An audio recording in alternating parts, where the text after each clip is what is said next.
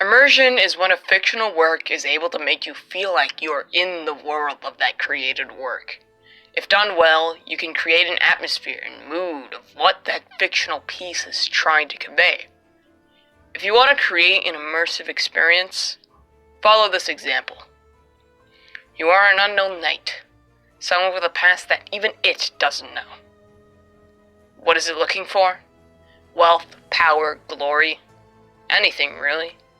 The kingdom's dead, so there's really no point of going down here. But you need answers. And as you hit the ground, a loud crash is heard that echoes through the land. After killing bugs in your way, avoiding spikes, and jumping over obstacles, you read the tablets and you finally destroy that ever so lovely ginormous gate.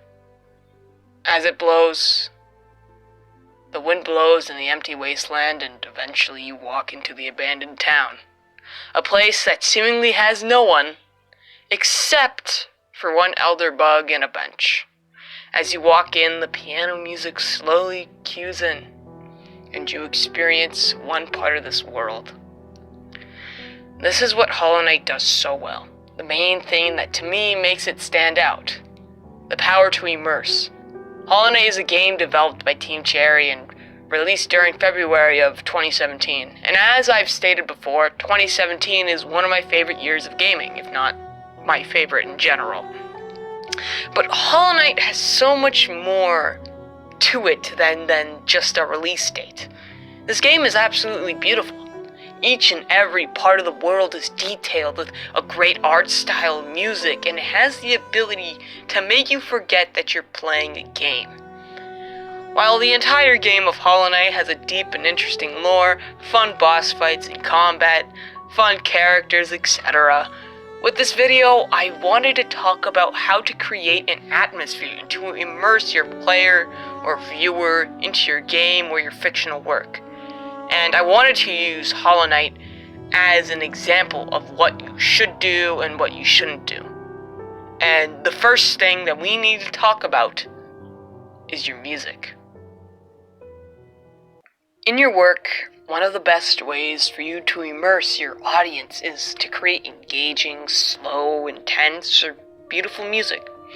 While music that is applied into a work or the music that is made is another can of worms entirely, I will attempt to briefly talk about it here and to try to give my best summary of it. The music in Hollow Knight is absolutely beautiful. Each track is filled with the beautiful piano and placed at the perfectly appropriate spots, whether it be the desolate dirt mouth, rain-filled city of tears, or in the spider-filled, terrifying deep nest. Each piece of music is composed by the very handsome Christopher Larkin and his amazing talent and skill. The music itself is also changed, while in combat or intensive scenes, to give you the feeling of intensity and the rush to the player. Throughout the game, the music placements are able to get you thinking about the world and get you to be one step closer into entering your work's world. Music always needs to be placed and changed at the right time and at the right spot. Music needs to sound good and fit in with the world you're trying to make. And lastly, music needs to make you think about the world you're inhabiting and playing through. Because if you didn't have music, you're not going to have a very interesting game. The second thing that any work will need is for your environment to look and feel interesting. Your environments and your places need to look stylish or beautiful, but also need to make you ponder questions like, what happens in this place? Why does the place look like this? Or how does the hierarchy or the society, or how does it function in general? These are just a couple of questions that are good pointers for any person to think about your setting and your story. Hollow Knight is so excellent because every part of the land is important and builds each other up. Except for Fog Canyon, but still. Each environment makes you think and ponder about the fictional world that Team Cherry has created so expertly. Hollow Knight's land of Hallownest has so many places that have deep lore to them. So if you want to create an immersive environment, it needs to look interesting. And your environment should make you ponder as to how it works or what makes it unique or special. Lastly, your place has to be a little bit important to the world. For one reason, smaller or bigger than the rest. Your land should be connected in your world. A silent protagonist. Mainly people like Link may not speak, but you, the player, can put yourself onto them. And since they don't have a voice to speak of, you will basically be that character you play as and feel immersed into the fictional work. Since, you're playing as them, on your controller or your keyboard or you're using the Xbox 360 Kinect. Hollow Knight has a silent knight. He doesn't know why he's entered the kingdom of Hallownest. For glory, to know what he is, we don't know. But we see him explore the Dead Kingdom. And as he explores, you explore because you're playing as him. And since he doesn't know where he is, since he can't speak, you always think about the world as the beautiful piano music plays. But after you explore a little bit too much, you find out what happened. An infection that ravaged the kingdom after one god attempted to overthrow another. After realizing that you were just an experiment in a vain attempt to stop this god of light, this higher being that ravaged the kingdom, you finally realize what you are. And with the Void Heart, you can finally destroy the Radiance with the higher being inside of you all along, the Void itself.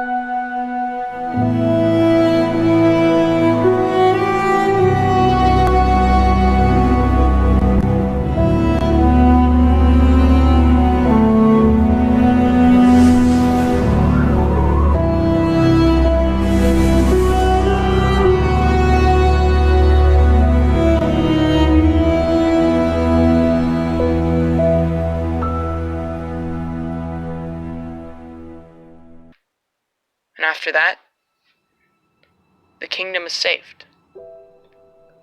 But you're dead. You don't know how you died, but all you can see on the ground is your shell broken in half. A silent protagonist is someone that can make you put yourself onto the character, and only video games are really able to do that, since you aren't watching the character, you are playing as them. And with that level of interaction, it's what makes it a different experience. And that is immersive and interesting. Hollow Knight is a beautiful game, one which knows how to create an immersive experience that will make the player want to play for hours on end while also bringing them fun combat, boss fights, and characters, as well as a lore that you can research and interpret for hours on end through the environment. My attempt at explaining this game's lore and story cannot do it justice.